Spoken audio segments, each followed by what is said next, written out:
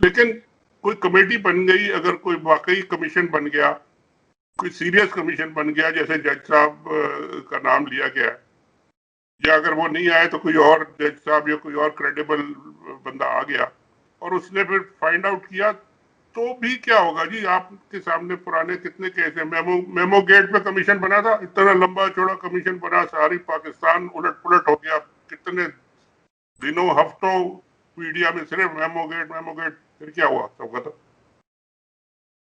Abbottabad red पे commission बना था, सब कुछ हो गया, गायब हो गया। और बेशुमार ऐसी चीजें हैं। श्रीलंकन क्रिकेट टीम, रेकॉर्ड पे केस चले, अदालतों में गए, क्या हुआ?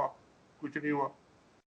तो ये भी इसी तरह का होगा। लेकिन ये कि इसमें से अगर कोई लेसन हमें लर्न करना है तो वो यही है कि जी आइंदा जो हमने एसेट्स की रिकवरी करनी है वो किस तरह करनी है, उसकी क्या टर्म्स होनी चाहिए, उसकी किस तरीके से हमको फॉरवर्ड जाना चाहिए।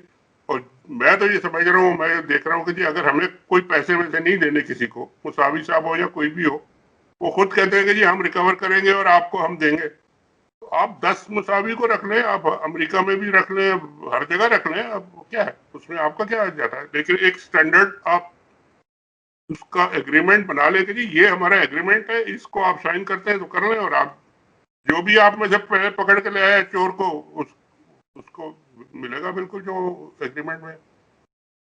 इमरान खान साहब की हुकूमत बड़ी क्लियर है। वो कहते हैं कि ये हमारा इससे लेना देना कुछ नहीं, और वाकई बात भी ठीक है सर। इस गवर्नमेंट का क्या लेना देना है? कुछ लेना देना ही। हाँ, कुछ वुज़रा ऐसे जरूर हैं जो उस वक्त मौजूद थे और उनके बारे में लोग बात भी करते हैं अपने अंदाज के अंदर। लेकिन सर, जो सबसे इम्पोर्टेंट चीज है, ये सदर परवेज मुशर्रफ के टाइम पे ये सब कुछ हुआ। पीडीएम को अब कहाँ देखते हैं? ब्रॉडशीट खा गई सर, निकल गई पीडीएम को?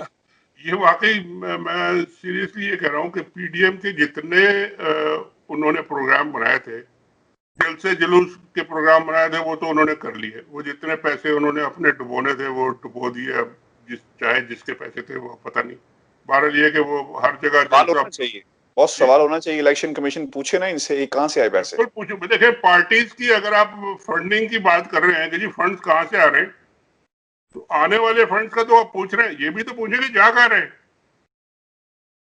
कि फंड्स अगर एक पार्टी जो है मुस्तकिल जलसे पे जलसे करे जा रही है और हजारों ट्रक आ रहे हैं, हजारों देगे पक रही हैं और हजारों लोग आ रहे हैं और तंबू लग रहे हैं और कंटेनर चल रहे हैं, उन पे भी तो बताएं कितना पैसा लग रहा है, कौन लगा रहा है, उसका टैक्सेबल मनी है, टैक्स पेड मनी है कि ब्लैक मनी है, कौन दे रहा है ये। और जिस पार्टी कोई ओन करती है अगर पार्टी की जी हाँ हम दे रहे हैं, तो बताएं कि जी इनके अकाउंट में ये है पैसे, हमने इतने खर्च किए। ये एक उसका फायदा ये होगा, ये जो फॉरेन फंडिंग का जो केस चल रहा है ना, इसका ये फायदा होगा कि जब आप फंड्स को चेक करेंगे कि आने वाले फंड्स ये हैं, तो फिर जाने वाले फंड्स को भी चेक करना पड़ेगा।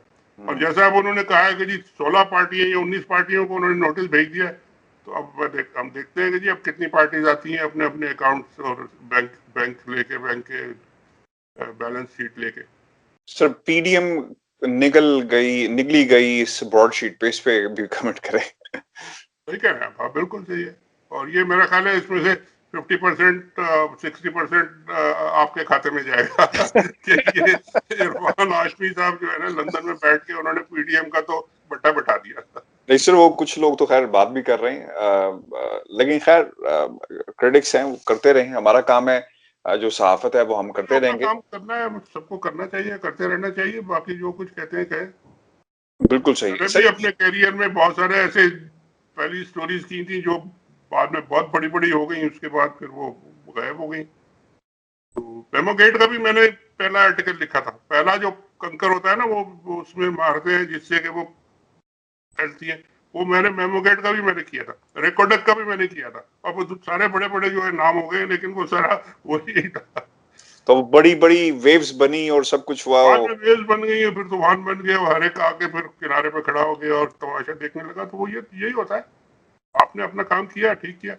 सर, ये एक इस पे जाते, चूंकि अभी आपने बात कर दी, सर बहुत सारे जो जिस तरह आपका वो जो होटल वाला मामला है अमेरिका का, रोजवेल्ट। जहाज का मामला है, रिको डिक है, और पता नहीं क्या, सर ये सारी खाते मौजूदा हुकूमत के खाते में डाली जा रही हैं चीजें। आप जो माजी की हुकूमतों से जब बात की जाए, देखें इससे कॉन्टिन्यूटी स्टेट का मामला था। जो स्टेट पे उस वक्त हुक्मरान थे, उन्होंने जो डील्स करवाई या जो फैसले हुए जिस तरह भी, तो ये किस तरह खाते में डाल देते हैं हर चीज इस मौजूदा हुकूमत के। हम साइड नहीं ले रहे, लेकिन it has to have a rational. नहीं, बिल्कुल सही कह रहे हैं, क्योंकि जो पहले से काम हो गया और उसकी सजा अब दे रहे हैं अगर वो, इसका मतलब तो ये नहीं है कि अब अगर जो हुकूमत में है वो जिम्मेदार है। रिकॉर्डिंग का अगर जो जो जुर्माना हुआ है वो कई साल से केस चल रहा है, वो आज का बात तो नहीं है। अब जुर्माना अगर इनको देना पड़े, क्या यह मेरा ख्याल है नहीं देना पड़ेगा, उसमें बहुत सारी और डिटेल्स है, लेकिन खैर अगर देना भी पड़े तो इनकी जिम्मेदारी तो नहीं बनती। या अगर जहाज वहां पे सीज हो गया मलेशिया में, तो जिन लोगों ने पहले से उसको अरेंज करना था उनका काम था कि उसको ठीक रखते हैं और ये इस तरह का ना होता। इनको तो जिसे कहते हैं ना, डैमेज कंट्रोल करना ज्यादा पड़ रहा है इस हुकूमत को, बजाय इसके कि कुछ अपना गलती करें और वो भुगते, दूसरों की गलतियां भुगत रहे हैं। 1000 करोड़ रुपए हुकूमत पाकिस्तान ब्रॉडशीट को अदा कर चुकी, कोई जवाब देने वाला है? सर ये प्रेस कॉन्फ्रेंसेज हो रही हैं, ये चैंपियंस ऑफ डेमोक्रेसी मैं तो इनको कहता हूँ, ये निकल कर बातें किस मुंह आप से? $30 मिलियन की बात करें सर, ये तो पता नहीं कितने हंड्रेड्स ऑफ मिलियंस और बिलियंस खा गए और पकड़े गए उनके, उस पर कोई बात नहीं करता। उस पर कोई सवाल जो लीडर बैठे हैं उनसे पूछे कि जी आप जरा ये बता दें, ये इतने बड़े बड़े जो चीजें पकड़ी गई, कितने हंड्रेड, इसी जजमेंट में है पता नहीं कितने 160 मिलियन या कितने मिलियन जो रन मोटरवेज और इस पे कमीशन बिल्कुल इधर लिखा उधर हुआ, बिल्कुल लिखा, किक बैक्स का जिक्र किया गया। किक बैक्स दिए, वो क्या 160 मिलियन ज्यादा है या 30 मिलियन जो इन्होंने देने पड़े वो ज्यादा है? तो ये सब पॉलिटिक्स है, क्योंकि अब जैसे मैंने पहले कहा कि इनके सारे पीडीएम के जो है ना, असल में हालत बुरी इसलिए हो गई, अब इनके पास इश्यू सारे खत्म हो गए और जितने इश्यूज वो लेके चले थे वो बड़ी मिस कैलकुलेशन और बड़ी गलत स्ट्रेटजी पे चले थे। जल्दी जल्दी जल्दी उन्होंने सारे काम करने की कोशिश की और हर हर काम फेल हो गया। और जरदारी साहब को पता था कि ये फेल होगा, उन्होंने कहा ना हो, उन्होंने हर जगह ब्रेक ब्रेक लगा के अब वो सारा कुछ ही रुक गया। अब दोबारा खड़े होंगे, दोबारा निकलेंगे, दोबारा करेंगे, वो अब बात नहीं बनेगी। और ये बिलावल ने जो कहा है ना कि उसका 10 वही दिया, बिल्कुल रावत क्या? साहब ने यही कह दिया कि आप जो है अब नो कॉन्फिडेंस कर। भाई शुरू से अगर करते नो कॉन्फिडेंस तो अब तक हो सकता है कोई रिजल्ट भी निकल आता। इतने पैसे और इतना टाइम और इतनी एनर्जी लगाने के बाद इतनी मुंह पे क्या कहना चाहिए, कई जगह कालक भी लग गई। तो अब उसके बाद आप फिर दोबारा उसी स्क्वायर वन पे जाएंगे। मर्जी है आपकी जी, आप चक्कर लगाते रहे, ठीक है। सर ये एक सवाल मेरे पास आया था लोगों ने, खैर वो किसी ने ऑब्वियसली जो पाकिस्तान के हवाले से जब लोग देखते हैं तो उन्हें दुख होता है कि जो हालात हैं सियासतदानों ने जो कर दी, और किसी ने नहीं किए सर, सियासतदानों ने किए। वो ये कहते हैं कि जनाब ये कहाँ पे कानून लिखा हुआ है कि एक हुक्मरान की फैक्ट्रियां भी हों, एक हुक्मरान की जमीनें। वो इशारा कर रहे थे इस फैसले में जो लिखा हुआ है नवाज शरीफ की जायदादों के हवाले से, कि वो उसमें लिखा गया है कि उनका ताल्लुक पाकिस्तान की एक ऐसे घराने से है जो अमीर तरीन घराना है, सेकंड जनरेशन में से, ये उसके अंदर लिखा गया है। तो वो हवाला इसका दे रहे थे। सर कानून ऐसा आना चाहिए कि हुक्मरान कोई बिजनेस नहीं करेगा, क्योंकि जब ये जाते हैं तो ऑब्वियसली जब आपके बिजनेस इंटरेस्ट होंगे तो आप पॉलिसीज भी वैसी बनाएंगे, आप सब्सिडीज भी देंगे, आप कारोबार भी अपनों को देंगे, आप सब कुछ अपने घर के को बचाने के लिए करेंगे, तो फिर डेफिनेटली सर स्कैंडल्स तो फिर बनेंगे। तो कानून तो ऑलरेडी है मौजूद यार, कानून की कोई कमी नहीं है पाकिस्तान में, हर चीज का कानून मौजूद है। कानून को इम्प्लीमेंट करने वाले जो हैं वो नहीं है, और जिन पे कानून लगना चाहिए वो ही बैठे हुए हैं इम्प्लीमेंट करने वाले। तो बस अल्लाह मालिक है फिर, क्योंकि जैसा आप कह रहे हैं कि बिजनेस भी नहीं होना चाहिए और पावर पॉलिटिकल, ये तो दुनिया भर में हर जगह ही होता है कि जी जब आप पब्लिक ऑफिस में आते हैं तो आप अपनी बिजनेस से अलग हो जाते हैं। मगर यहाँ तो फैमिली बिजनेसेस है। नवाज शरीफ साहब अगर प्राइम मिनिस्टर बन गए तो उन्होंने बेटों के नाम कर दिया जी, अब उसका मतलब है कि वो सब ठीक हो गया सारा कुछ, वो बेटे कमाई जा रहे हैं उनके नाम पे।